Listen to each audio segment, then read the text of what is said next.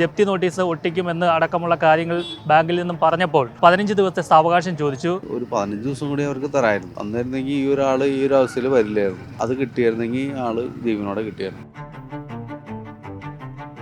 12 വയസ്സുള്ളൊരു മൂത്ത മോളും ഒരു 7 വയസ്സുള്ളൊരു രണ്ടാമത്തെ മോളും, 2 പെൺകുട്ടികളാണ്. കേവലം മധു എന്ന് പറയുന്ന വ്യക്തിക്ക് മാത്രമുള്ള ഒരു അനുഭവമല്ല, മറിച്ച് ഈ പ്രദേശത്തുള്ള ഒട്ടുമിക്ക നാട്ടുകാർക്കും അനുഭവപ്പെടുന്ന ഒരു ഇതാണ്. 37 ലക്ഷം രൂപയാണ് ഒരാളുടെ ജീവൻ്റെ വില. അത്രേ നമ്മൾ ഉദ്ദേശിക്കുന്നുള്ളൂ. പോകാനുള്ള ആൾ പോയല്ലോ, ഇനിയിപ്പോൾ അവർ കൊണ്ടുപോയി തിന്നട്ടെ. കണ്ട് നമ്മൾ നീ വേറെ ഒന്നും പറയാനില്ല.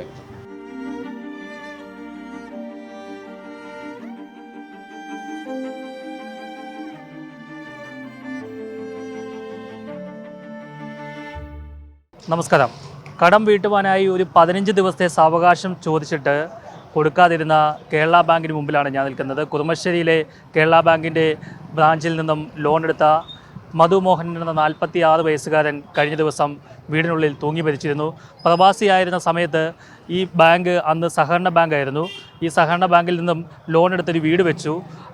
പിന്നീട് കൊറോണ വന്നപ്പോൾ ഗൾഫിലെ പ്രവാസ ജീവിതം നഷ്ടപ്പെട്ടു. അവിടെ നിന്ന് തിരിച്ച് നാട്ടിലെത്തി ഡ്രൈവർ ജോലി ചെയ്തു വരികയായിരുന്നു. ആ ലോൺ അടച്ച് പൂർത്തിയാക്കാൻ കഴിഞ്ഞില്ല. ഈ ഏതാനും ദിവസങ്ങൾക്ക് മുമ്പ് ജപ്തി നോട്ടീസ് ഒട്ടിക്കുമെന്ന് അടക്കമുള്ള കാര്യങ്ങൾ ബാങ്കിൽ നിന്നും പറഞ്ഞപ്പോൾ ഒരു 15 ദിവസത്തെ സാവകാശം ചോദിച്ചു. ചില 2 ആളുകൾ ഈ വീട് വാങ്ങുവാനായിട്ട് സന്നദ്ധത അറിയിച്ചിരുന്നു. അവർ പണം അവരുടെ അറേഞ്ച് ചെയ്യുവാനുള്ള ഒരു സാവകാശത്തിനായി 15 ദിവസം ചോദിച്ചു. പക്ഷേ കേരള ബാങ്ക് അധികൃതർ നൽകിയില്ല. തുടർന്ന് കഴിഞ്ഞ ദിവസം അദ്ദേഹം സ്വന്തം വീടിനുള്ളിൽ ആത്മഹത്യ ചെയ്യുകയായിരുന്നു. 13ഉം 6ഉം വയസ്സുള്ള 2 പെൺമക്കളാണ് അദ്ദേഹത്തിനുള്ളത്.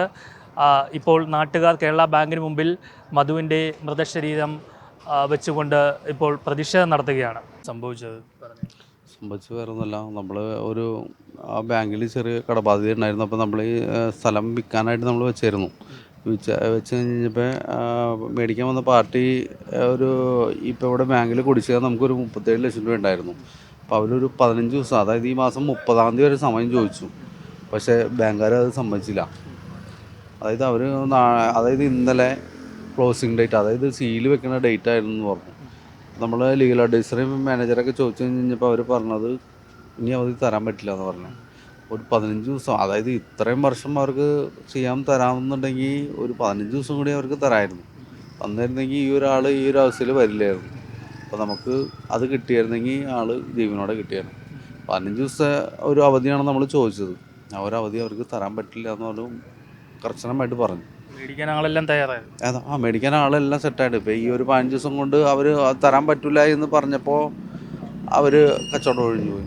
നമ്മൾ ഉദ്ദേശിച്ചത് വേറെ ഒന്നുമല്ല, ബാങ്കിൽ കൊടുക്കാനുള്ള ക്യാഷ് അത് മാത്രം കൊടുത്താൽ മതി എന്നാണ് നമ്മൾ അത് പാർട്ടിയോട് പറഞ്ഞത്.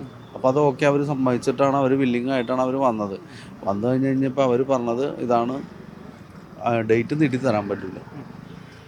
ലാസ്റ്റ് ഡേറ്റാണ് 7-ാം തീയതി. ഇപ്പോൾ 8-ാം തീയതി ഒരു ക്ലോസിങ് ഡേറ്റാണെന്ന് പറഞ്ഞു. അതായത് സീല് ചെയ്യണ ഡേറ്റാന്ന് പറഞ്ഞു.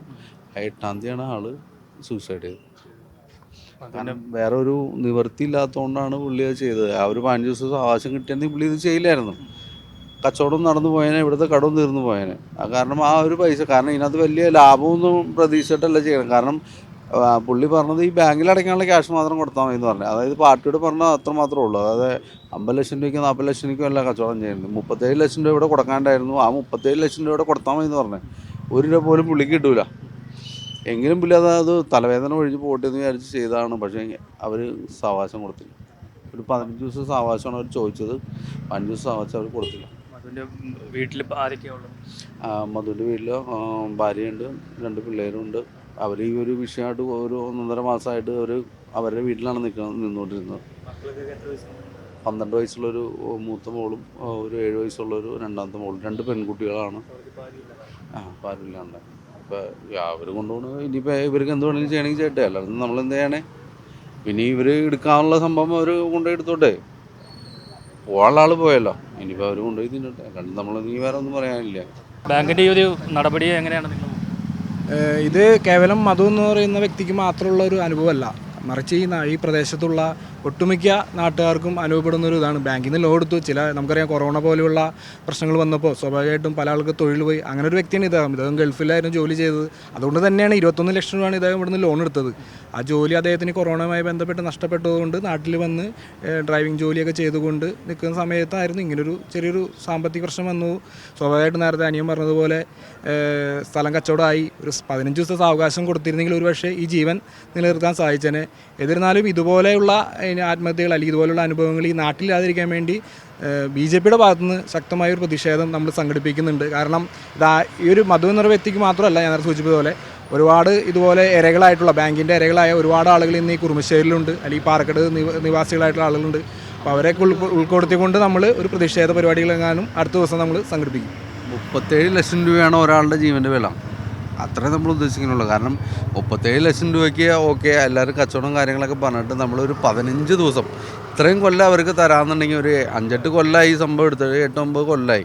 ഇത്രയും കൊല്ലമായിട്ട് ഒരു 15 ദിവസം അവർക്കൊരു സാവകാശം തന്നിരുന്നെങ്കിൽ ഈ ഒരു ആൾ ഇവിടെ ഈ ആംബുലൻസിൽ കിടക്കേണ്ട അവസ്ഥ പറ്റില്ല. ഈ ഒരു ആംബുലൻസിൽ കിടക്കേണ്ട ആവശ്യമില്ല. ഒരു 15 ദിവസം ചോദിച്ചോളൂ. അതായത് ഈ മാസം 30-ാം തീയതി എത്ര ദിവസം ഉണ്ട്? 30-ാം തീയതിക്ക്, ഈ ജൂലൈ 30-ാം തീയതിക്ക് ആ ഒരു ഇതാണ് അവർ ചോദിച്ചത്. ഇപ്പോൾ ഈ ജൂലൈ 30-ാം തീയതിക്ക് സെറ്റിൽ ചെയ്യാമെന്ന് പറഞ്ഞിട്ട് പോലും പാർട്ടി നേരിട്ട് വന്ന് ഈ ബാങ്കിൽ വന്ന് പറഞ്ഞാണ്. എന്നിട്ട് പോലും അവർ സമ്മതിച്ചില്ല. അവർ ലാസ്റ്റ് ഡേറ്റ് ഇന്നലെയെന്ന് പറഞ്ഞ് സീലിംഗ് ഡേറ്റ് ആണെന്ന് പറഞ്ഞിട്ട് എത്ര വലിയ പാർട്ടി ആയാലും ഒരു 37 ലക്ഷം രൂപ ഇന്ന് നാളെ കൊടുക്കാൻ പറഞ്ഞു കഴിഞ്ഞാൽ ആരെങ്കിലും ഉണ്ടാവണേ? ആരെങ്കിലും ഉണ്ടാവില്ലല്ലോ. അപ്പോൾ ഒരു സാവകാശം അവർ ചോദിച്ചു. 15 ദിവസം അവർ ചോദിച്ചോളൂ. അതായത് ഈ ജൂലൈ 30-ാം തീയതിക്കാണ് അവർ ലാസ്റ്റ് സെറ്റിൽ ചെയ്യാന്ന് പറഞ്ഞത്. അതുപോലെ അവർ സമ്മതിച്ചില്ല. സാധാരണക്കാരൻ്റെ ജീവന് 37 ലക്ഷം രൂപ വിലയിട്ട കേരള ബാങ്കിന് മുമ്പിലാണ് ഇപ്പോൾ നാട്ടുകാരുടെ നേതൃത്വത്തിൽ പ്രതിഷേധം നടന്നത്. അദ്ദേഹത്തിൻ്റെ ഭൗതിക ശരീരം ബാങ്കിന് മുമ്പിൽ വെച്ചുകൊണ്ടാണ് നാട്ടുകാരുടെ ഒരു പ്രതിഷേധം നടത്തിയത്. എന്തായാലും കുറച്ചുകൂടി ഒരു കരുണ കാണിക്കണം. സാധാരണക്കാർക്ക് വേണ്ടിയിട്ടാണ് ഇത്തരം സഹകരണ സംഘങ്ങളൊക്കെ ഉണ്ടാക്കിയത്. പിന്നീട് അത് കേരള ബാങ്കാക്കി മാറ്റി. എന്നിട്ടും സാധാരണക്കാർക്ക് യാതൊരു ഗുണവുമില്ല. പലരും കേരള ബാങ്കിൻ്റെ ഇത്തരത്തിലുള്ള ഭീഷണിയിൽ മനംനൊന്ത് ആത്മഹത്യ ചെയ്യുന്നത് പതിവാണ്. പലരെയും കുടിയിറക്കപ്പെടുകയും ചെയ്യുന്നുണ്ട്. സർക്കാർ ആർക്കൊപ്പമാണ് എന്നുള്ളൊരു ചോദ്യമാണ് ഇവിടെ ഉയരുന്നത്. കൊച്ചിയിൽ നിന്നും ടി അഭിഷേകറിനൊപ്പം ആർ പിയൂഷ്, മറുനാടൻ TV.